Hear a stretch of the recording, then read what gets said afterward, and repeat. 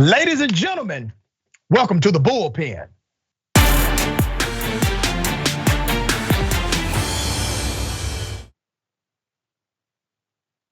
All right, in the Bullpen today, we got Mark Meckler, President, Convention of States. He's practiced law for 2 decades, very accomplished individual. We're going to talk about the Convention of States. I actually agree with some of the methodology here, so I don't know if this will be as much of a debate as people think, but I do disagree on some of what they would like to add as amendments. Mark, welcome. How are you? Hey, it's great to be with you. Love your story, man. Great story of redemption. So it's a real honor to be on your program. Thank you, brother. I really appreciate you saying that. And it's an honor to have you on the show. Let's first get some background. I don't want to presume all that you know or believe about Article 5 of the Constitution, which is your convention article. But give some background to your sentiment about it and how you think it should be used in America. Sure, Article 5 is in the Constitution. It contains the way that we can amend the Constitution. Of course, we have 27 amendments. Those have all been done by Congress proposing when 2/3 of either house proposes. Then they go out to the states for ratification by 3/4. What we're proposing is the second method, which is it's time for the states to act to rein in the federal government. That takes 2/3 of the states to request a convention.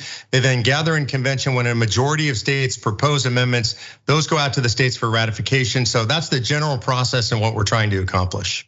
So let me make sure my numbers are right. It's, I think, 34 states to call the convention. It takes 38 states to ratify any amendments that oppose and add that to the actual US Constitution, right? That's perfect. Okay, I actually like the idea. Now, we've never used it, that's the problem. And so this is a very new concept. Let me tell you why I like the idea. I don't like all ideas, but I like the fact there is a methodology because of the gridlock that is in Washington. Now, that doesn't mean I like some of the things that you may want to propose on it. But before we get into the disagreement, let's talk about the agreement. Why do you think this has never been used, even though it is a directive article in the US Constitution? And when I say never been used, I'm not talking about everyday folks. I'm talking about people who are governors, people who are head of legislative bodies. They don't talk about this process in the US Constitution, even if they are proclaiming a platform antithetical to the federal government. Why is it that they don't bring this up? Yeah, I think because it's really difficult and the founders intended for it to be really difficult. As a student of the Constitution, you know that the founders didn't want it to be easily amended.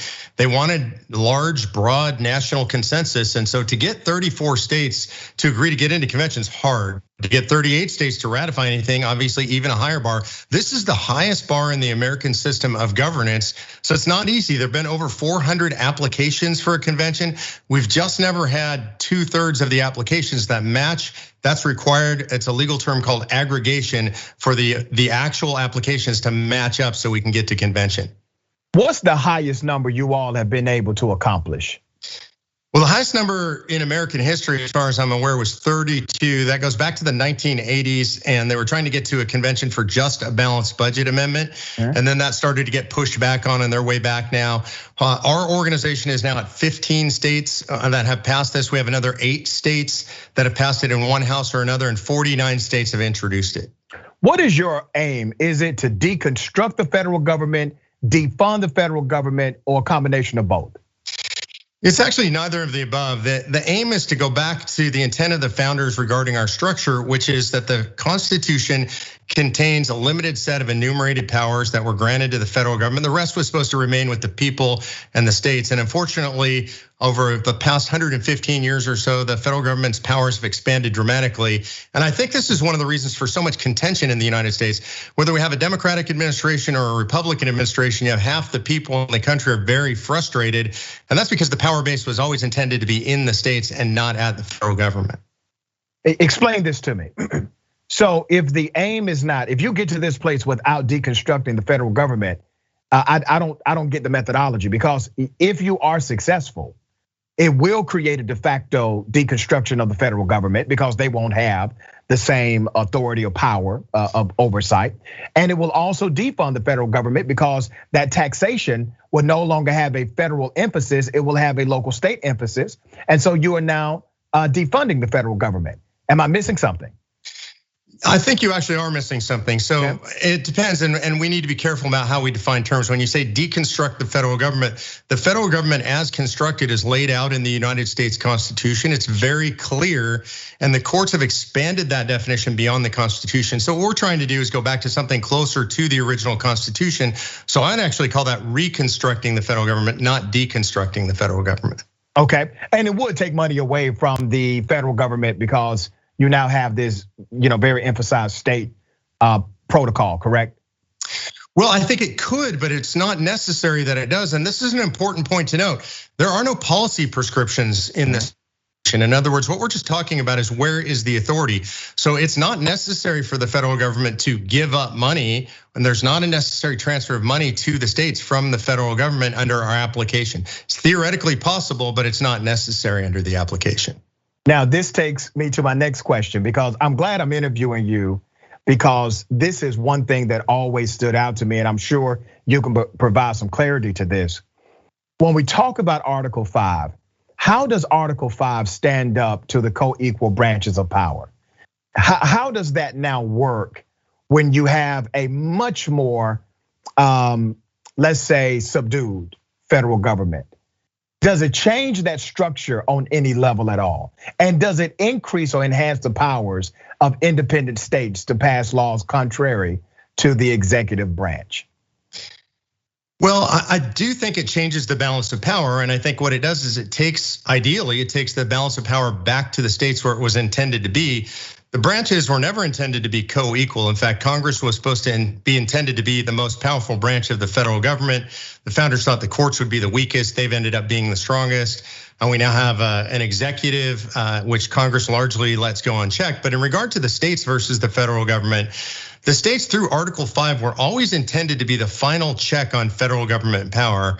Article 5, the second clause, was put in at the end of convention, September 15th, 1787. Colonel George Mason addresses the men assembled, said, "We've made a mistake. We've given the power to Congress to propose amendments, but we've not given it to the people and the states." And he asked this question: do we expect a federal government that becomes a tyranny to ever propose amendments to restrain its own tyranny? We know what they thought, because it was a unanimous vote without debate to give the states this ultimate power over the federal government. So that was clearly the intent of the founders. So let me talk about the intent of the founders. I'm glad you brought that up, because I do find it interesting that on one argument, we will say that the founders were very appropriate and judicious, for lack of a better term, about how the structure of government should work. But they also made a bunch of mistakes. They also got some things wrong. And when we talk about the amendments that have been added to the US Constitution, well, that's just a fancy word for corrections, because we have evolved as a democratic society. We have said, we passed this, we said it was this way, but we have matured to a better understanding of it. So when you say, Mark, we want to return back to more so of an original design of the founding fathers, well, I want to remind you, brother, that wasn't a good idea for people like myself, okay? The fact that we have amendments created protections and rights for individuals like me, and then the federal government, as it relates to the opposition of states' rights, created added protection for individuals like me. So I think you get it when a person like myself would say, listen, I'm cool with the methodology being present in Article 5, but I'm also hesitant based on the history of what states have done with increased enhanced authority and power. Yeah, absolutely. I think that's a reasonable sensitivity, but thank God that we do have the power to amend the Constitution, because that's where so many of these protections come from. It's important to remember the original Bill of Rights came because states threatened to hold a state-based convention, an Article 5 convention. This is the reason that we got this. And I think you are correct that we have the ability to correct course as a society through the amendment process. One of the things that we know, though, is that the bigger it gets, the less responsive the federal government is to the American people. And when you look at the polling, 72% of the American people say that the federal government is too big and does too much. Now, I think you and I might disagree on a partisan basis or on an ideological basis, which parts are too big and do too much. And I think there's room for debate there. But the vast majority of the American people say the federal government's too big and too much in our business and in our everyday lives, and that we'd rather be governed closer to home. Well, that you bring up an interesting point, because I've also seen similar studies that will suggest that when they talk about the federal government, they mean government in general. That government in general has too much room in the everyday life of citizens in the country, not just the federal government. And those same studies will highlight that people actually agree with what the federal government has done in many instances as it relates to education, social issues, etc. So yeah, you definitely will have some negative sentiment there, but you will also have a lot of positive, right? Let me ask you this, because this is specific to what's happening now. Sure. Right now you have a battle between what's happening with voting rights. State governments are passing various laws. You literally had a record-breaking legislative session last cycle because of former President Donald Trump saying the election was stolen from him. Now, I believe that we should have uniformity in our elections. That's what I believe, and uniform protections. That's what those that fought in the 60s were actually fighting for. They wanted uniform protections. But these states, they want to enhance their power and turn down or turn away from the authority of the federal government to create this uniform policy. So what are your thoughts about that? Do you think that the state should independently run elections and not have accountability from the federal government whatsoever? Yeah, I mean, let's first go to the Constitution. I think the Constitution largely gives the authority to the states on how to run their elections. But I want to be really clear, and I'm afraid a lot of conservatives don't get this right. There is a clause in the Constitution and in the elections clause that really actually gives the federal government authority to essentially do what they're doing, what they've tried to do with HR 1, I think what they're doing to some extent with HR 4, that authority exists in the Constitution. So it's there, we got to deal with it. If somebody didn't like it, they would need to change it. Those are the two pieces of our election law, though, that come directly from the Constitution. Brother, I'm so glad you said that, because that was going to be my next point. The US Constitution, Article 1, Section 4, Clause 1, it empowers both Congress and state legislatures to regulate the times, places, and manner of holding elections. And it gives deference to the powers of Congress if there's a conflict of those exacting powers. That is in Article 1, Section 4, Clause 1 of the Constitution. So I'm glad you said that, man. It shows me that you have significant intellectual integrity about what you believe, because you're right. I have had countless Republicans, even on my show. Obviously, you've heard them pontificate on television that somehow the federal government does not have the constitutional basis in order to regulate elections. However, it is right there in the Constitution. And if you're going to be a purist in your intellectual thinking or your linear logic, you must adhere to the fact that the Constitution does, in fact, empower the US Congress to oversee and to change matters of rules as it relates to the election. You don't have to like it, but you cannot proclaim that that is unconstitutional. I agree with you. Yeah. What do you think would happen, man, if, let's say 34 states, they say, you know what, we're gonna hold a convention. And I'm not saying they agree. I'm saying Democrats and Republicans, brother. Let's act like we in La La Land for a minute, okay? Democrats and Republicans, they say, okay, we're gonna do the 34 thing. That's your prerequisite to have a convention. And then we'll discuss some things at the convention and see if maybe we find 38 governors or legislatures who may actually agree on a few things, right? Correct. What happens then, brother, to the implementation? And let me tell you why I bring this to the forefront. Because we have never done it before, and because we have never actually implemented any one of these Article 5 strategies before, if you actually get an Article 5 convention and a 38-member ratification, the federal government does not have a protocol to implement what the directive is, or at least not a known protocol that we've seen. What happens at that point?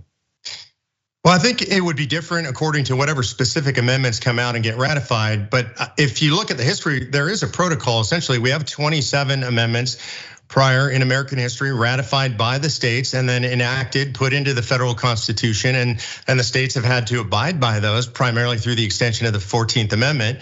And so we have a protocol for doing this. I want to get a little bit more specific, and maybe I can get more at what you're asking specifically, which is, for example, one of the things that's being proposed is a balanced budget amendment. And there's about an 85% approval rating for this in the American public. It goes across party lines. So we all know we got to balance our own checkbook at some point. And so what that looks like exactly, I think we can debate that. But let's say that comes out. Well, if you said balance your budget tomorrow, not only would the federal government crash and burn, but the entire world economy would crash and burn. So what I imagine is that the folks who are preparing this amendment would create a protocol whereby certain programs are grandfathered. There's a certain amount of time before it kicks in order that the federal government can adjust. And frankly, the world's economy could adjust to a balanced budget amendment. I like the idea, brother, of the federal government having significant power over some of the state governments that would be adversarial to me and communities that I advocate for. And until that is remedied, this conversation will always be at least somewhat problematic with me because of that connection. What are you all doing with the Convention of States, I guess, to mitigate that nuance that many people of color have in this country? Yeah, and I think this is really important. I'm glad you asked that question, Doctor, because what we're doing is there are specific requirements around this convention of the things that can be discussed. And there are things that the American people are broadly in favor of. We poll this broadly. It's about 66% of Americans are in favor of this, roughly 75% Democrats, about 66% of independents, 75% Republicans, 66 of independents, and 52 Democrats. And really what we're talking about is term limits. Almost everybody favors those. A balanced budget amendment, almost everybody favors those. And limitations on the scope, the power, and the jurisdiction of the federal government. And so I believe that provides the protections that you're looking for. That's my opinion on the matter. Of course, that's my opinion, to be fair. Come on, brother. You know good and damn well if you increase some of the power in these southern states in particular, they are going to run mad with it. Come on, man. You know that. Look, I will disagree with you. I've been in 48 states. I don't know how much time you spent on the road, but I've been in 48 states in the last 2 years. What I love about this country when I travel is what I see, that I see the brotherhood and sisterhood of man all over this country. I'm a Christian, that I see Christians living together and working together and praying together all over this country. I'm in these legislatures. I see people of color, I see white folks, I see gay, lesbian folks in these legislatures getting along. It's difficult because it's partisan and they have their fights, but I don't agree with you. I'm not worried about the southern states, and frankly, I think the southern states are better off than the northern states. If you look at migration patterns for folks of color, they're moving from the north to the south. If it was so bad in the south, those migration patterns would not be evident. They would not be factual, and they are. Brother, I wish I had much more time, but here's what I want to do, because I would love for you and I to debate that element of enhanced state power. Some would call it states' rights. If you want to stay away from that terminology, that's on you. I believe it is a de facto design to get you closer to states' rights. But let me ask you a question. Well, I'm gonna jump in here. That's not true. That's not the intent. Nobody in our organization has ever said that. I've never heard anybody say that in a legislature. So I'm not gonna allow you, Doctor, to just put that on me. We've been having a really good. No, brother, that's my opinion, brother. Yeah, but you're putting it on me. You're saying no. What I'm doing is putting it out there for the record. That is my opinion. You can say that's your opinion, but you said that's the de facto plan, and that's just false. That's what I believe. I believe that's the design. Yeah, well, that's your belief. You actually have no factual basis for that belief. If you could present me with some facts that demonstrate that, yeah, I'd be happy to debate those. But you're just making that up out of thin air. No, Mark, I can present you with some facts, brother. Yeah, let's go to the state of Georgia. State of Georgia, Senate Bill 202, passed the General Assembly, passed the Senate, only had Republican support. It made it a misdemeanor offense for anyone to give food or water to somebody waiting in a line at a voting precinct. 98% of lines, those that have been actually surveyed, are in black precincts in the state of Georgia. The reason why they passed that law, which even Lindsey Graham went on Fox News and said that was a silly ass law to him. The reason why they passed that law is because there was no requirement of pre-clearance from the DOJ. Why was there no requirement for pre-clearance? Because the US Supreme Court set aside the Voting Rights Act and said this is now a legislative issue. And so the state government got an enhanced power. And what did they do with that enhanced power? They decided to make a criminal offense when there is no criminal at all. That only adversely affected 98% of precincts that were African American populated in the state of Georgia. You don't find that to be problematic, brother? That to me takes us closer to the design of what's called states' rights, where they will engage in discriminatory practices in order to meet their political agenda without accountability to any other governmental agency, because before the Supreme Court set it aside, the DOJ would have had to approve that legislation. Yeah, and I would call that crazy over criminalization. And I would say it has nothing to do with convention of states. And you're making a straw man argument about an election law in Georgia. What you did that in response to me saying that you have no evidence that what we're doing is a de facto way to create essentially what you're saying are racist laws. It's just not true. It's a straw man argument. It has nothing to do with what we're doing. Mark, you're completely off tangent. And by the way, to be fair, we have an email exchange where I told you I'm not a states' rights guy. That's not the debate that we're having today. I figured you'd try to work it in. I'm not interested in having that debate with you, doctor. Mark, let me be very clear with you, brother. I don't give a damn that that's not what you believe. I'm telling you what I believe. Now you can disagree with me. That's an open conversation. That makes it transparent. I'm telling you that if we enhance the rights of these states, the authorities of these states, I believe that they would take advantage of it and try to utilize it in a discriminatory fashion because of the historical evidence of their previous social ills. That's what I believe. I'm very clear with what you're very clear, doctor. I understand what you believe. Okay. All right, Mark, I do appreciate you coming on Indisputable. Thank you, brother. Thanks for having me.